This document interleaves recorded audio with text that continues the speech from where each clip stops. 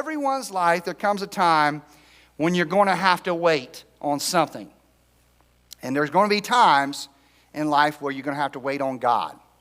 And that's what this series is talking about, waiting on God. Maybe it's to intervene in some problem that you're facing. And it could be an emotional issue, a physical issue, or challenge, a struggle, maybe a financial difficulty. Maybe it's to show up in some kind of circumstance of your life. Maybe it's to reveal His power, to meet a big need.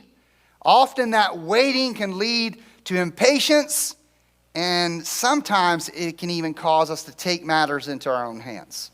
So what can we learn about waiting on God when it comes to our matters of our family? And Abraham says, well, one of my servants had a baby in my household. Maybe that can be my heir, God. He said that in chapter 15. And God said, no, it won't be one of your servants. It's going to come from your own flesh. We get to chapter 16. Sarah decides to assume some stuff. First of all, she made an assumption about God. Apparently, she thought, hey, God is keeping me from having children. She said that. She listened, the Lord has restrained me from having children. It is the Lord's fault. Or that she didn't really hear Him correctly and that they were misled by God. So either way, God's word was no longer trustworthy. They can no longer trust God. Have you ever made an assumption about God's word? You see, sometimes in our family matters, it's not about what, it's about when. Have you ever assumed God's timing was wrong about something?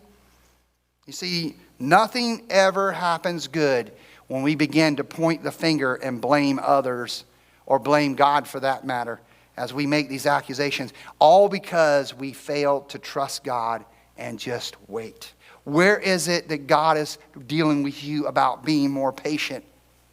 Maybe it's about having kids. Maybe it's about raising your kids. Maybe it's about dealing with your adult kids. I don't know. Maybe it's about a job or career. Maybe it's a disagreement or decision or a conflict. And you're having to be patient, and God is telling you, wait on me. Be patient with me. Don't step out. Just trust me in this. Once we step out and we take matters into our own hands, often that starts a sequence of events that we can't undo. And sometimes we just have to face the consequences.